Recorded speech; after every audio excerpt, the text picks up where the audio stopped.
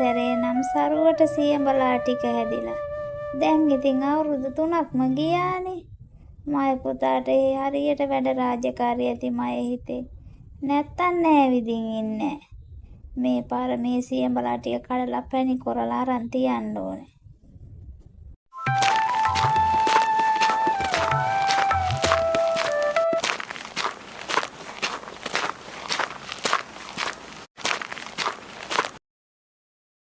අර බලන්නකො පැණි සියඹලා නේද? කටට කෙලක් තුනනවා දැක්කම අපි කඩාගමුද? හොහපෝ අර නපුරුනා කිච්චි දැක්කොත් අපි ඉවරයි. එලව ගහයි අපිට. අනේ මට නම් ඕනෙමයි අද මේ පැණි සියඹලා කන්න. අනේ අපි හොරෙන්වත් කඩමුකෝ. එහෙනම් අර නාකිච්චි එන්න කලින් ඉක්මනින් කඩාගමු.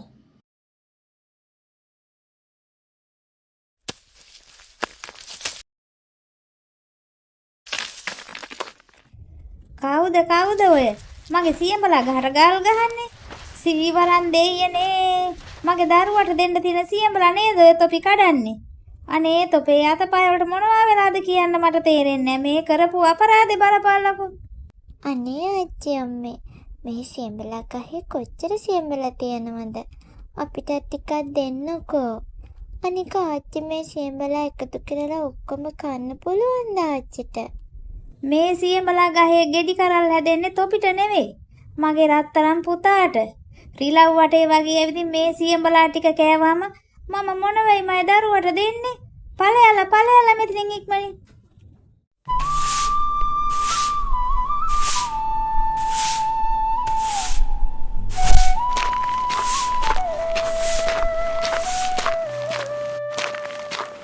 මොකද අක්කේ බෙරිහන් දෙන්නේ ගමේ ළමයින්ට. අපේ ගෙදරටත් ඇහුණ සද්දේ. ඔය නිකන් හැදෙන සියඹලා කරල් දෙකක් ඒ ළමයි කඩාගත්තා කියලා මක් වෙනවද? ඇරත් ඔච්චර සියඹලා එකතු කරගෙන අක්කට කණ්ඩ හැකිය. පියසීලියෝ උඹ දන්නේ නෑ.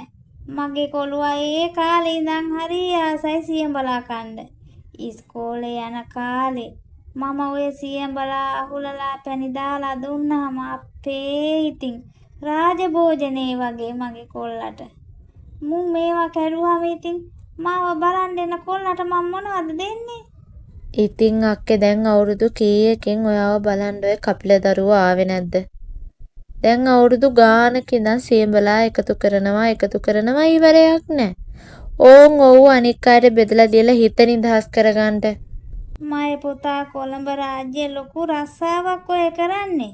ඔය හිතුන වෙලාවට ඒ ළමයාට එන්න බෑ. අනික ඉතින් මගේ හයිය හත්තිය තියෙනවනේ. මේ පාරන නෝරදවා මේ. කඩේ මුදලාලිගෙන් ටෙලිෆෝන් එකකුත් කීවේ මං කතා කරනකොට ඒ ළමයිට වැඩ රාජකාරිමනේ. අපට ඕවා තේරෙන්නේ නැහැ. අනේ මන්ද අක්කේ උඹ පව් දුක් විඳලා දරුවෝ හැදුවා මදිවට දැන් ඒ පවුත් අදින්න වෙලා.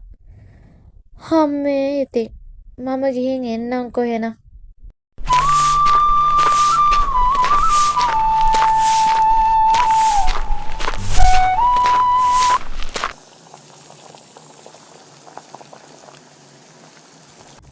අද නම් උණුවෙන්ම කෑම ටික බෙදලා දෙන්න ඕනේ. දවල්ලා හින්දා මම පොඩ්ඩක් කන්නම්. ආයේ බැරිය පුතාලා එක්කම කන්න. අදවත් එනවා නේද මගේ පුතේ? අද ඉරිදන්නේ උඹට නිවාඩු ඇති.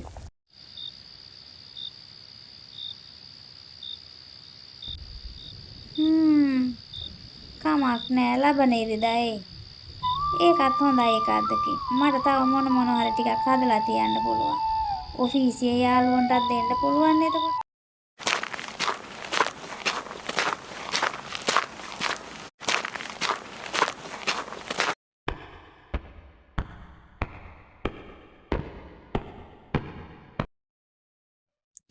ඈ නැන්දේ මොකද මේ බෝතලයකට සියඹලාට එකතු කරන්නේ?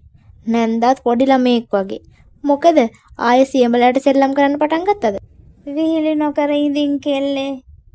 මගේ රත්තරන් පුතා එන දවස් ගාන ගණන් කරන්නේ මෙහෙම.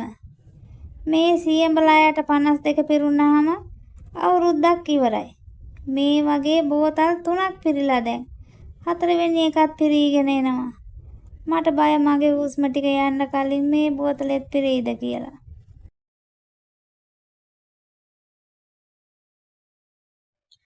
අනේ මන්ද නැන්දේ. ඕවා දැන් අමතක කරන්න. අමතක කරලා දාලා සුමනක් කළා ගෙදර තියෙන කොටහළු මගුලට යන්.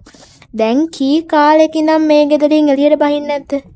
අනේ පියසීලියෝ මං ඔය කොටහළු ගෙදර ගිය වෙලාවේ මය පුතා ඇවිදින් යයිද දන්නේ නෑනේ. මන් නෑ කියලා දැනගත්තොත් ආපහු හැරිලා යයි. ඒ හින්දා පියසීලි යන්න. දැන් නම් මගේ ඇඟපතේ තියා හිතේවත් වාරු නෑ. එක දවසක් ඒ උපේ ලියුම් කඩදාසියේ මය පුතා වැඩ කරන ඔෆිසියේ ඇඩ්‍රස් එක තිබ්බනේ. මම වත් හෙට හොයාගෙන ගිහින් මේ සියඹලා ටික දීලා මයි කොල්ලගේ මූණ ඩිංගක් බල්ලා එන්න ඕනේ. සමහර විට එහෙමම මම ගෙදර තියාගනි.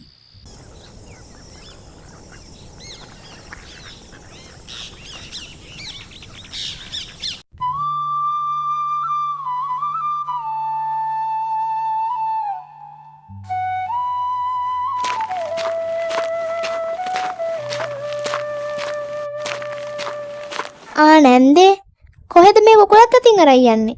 මයි පුතා පණිවිඩයක් එවලා කොළඹ රටට එන්න කියලා. මම මේ පැණි සියඹලත් අරගෙන මයි කොල්ලව බලන්න යනවා. අපේ ඉතින් කොච්චර දෙයක්ද? කපිලට එහෙනම් අන්තිමේට නැන්දාව මතක් වුණා. හා පරිස්සමින් ගිහින් එන්නකෝ.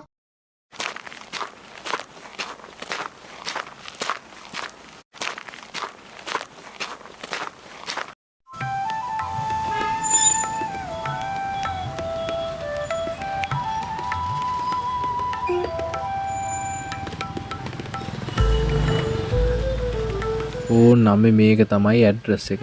අම්මා එහෙනම් ඇතුළට යන්නකෝ. බොහෝම පින් මය දරුවට.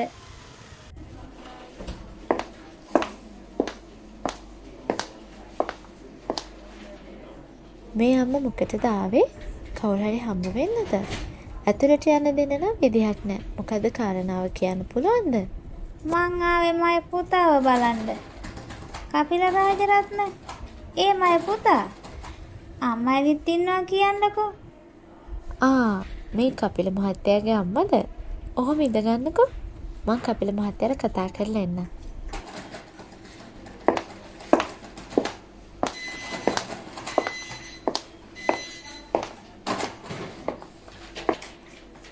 Excuse me sir. කවුද වයසක ගෑනු කෙනෙක් ඇවිත් ඉන්නවා? සර් වහනවා. සර්ගේ අම්මලු ඇතුළට එන්න කියන්නද? අපෝ මාව හොයාගෙන මෙතෙන්ට ඇවිල්ලාද? ඔෆිස් එකේ මිනිස්සු දැක්කොත් නම් මගේ නම්බුව එහෙම් පිටින්ම ඉවරයි. මොනවා කරනවද මන්ද අප්පා?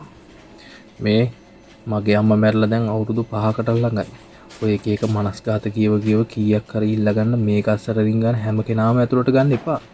මම මේ ගෑනු කෙනාව අඳුරන්නේ නැහැ. එලවලා දානවා මේ දැම්මම මේ ඔෆිස් එකේ. හොඳයි සර්. මම බලා ගන්නම්.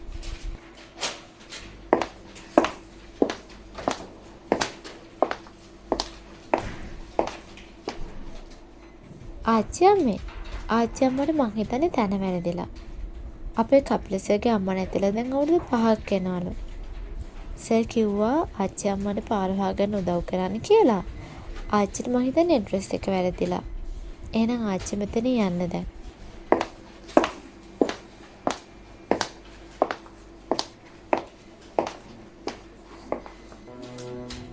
මයි රත්තරන් පුතාට මන් දැන් මැරිච්ච ගෑණියක්ද? ඒකට කමක් නෑ මයි යන්න. මයි පුතේ මේ දුප්පත් මැරිච්ච ගෑණි යන්න.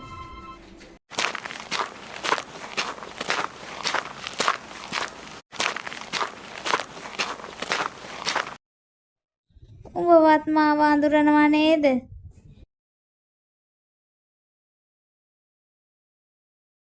අනේ අර බලන්න පැණි සියඹලා ගොඩක් හැදිලා. අපි ටිකක් කඩාගමුද? අම්මෝ අපේ අම්මා නම් කිව්වේ සියඹලාච්චි ගෙදර වත්තටවත් ඇතුල් වෙන්න එපා කියලා. අපේ අම්මා කිව්වේ ඒ සියඹලාච්චි මැරුණට පස්සේ ඔය ගෙවල් පැත්තෙන් විලාප සද්ද එනවලු. රැයට නඩන සද්දත් ඇහෙනවලු. අම්මෝ තාමත් කාටවත් ඒ සියඹලා නම් කඩන්න බෑ. මහා සද්දෙන් අතු ඇඹරෙනවා. අම්මෝ සියඹලා බිමත් වැටෙනවා. සියඹලාච්චි යාගේ පුතා එනකන් අවුරුදු ගාණක් බලන් ඉඳලා. පුතා ආවේ නැති හින්දා පුතාව හොයාගෙන ආච්චි කොළඹ ගියාලු. ගියාට පස්සේ ඒ පුතා ආච්චිව එලවගෙන ඒ දුකට එදා රෑම ආච්චි සියඹලා ගහයට මැරිලා ඉඳලා. අනේ සියඹලා වනේ නෑ. අපි යමු යන්න.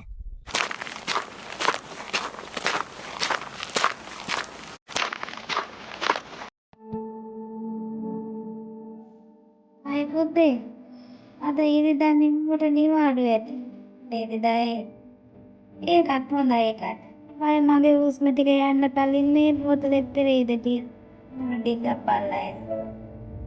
සමහර විට එහෙම මම ගෙදර තියන මැනිච්ච ගෑණියත්. ඒකට කමක් නෑ මගේ. වත් මාව අඳුරනව නේද?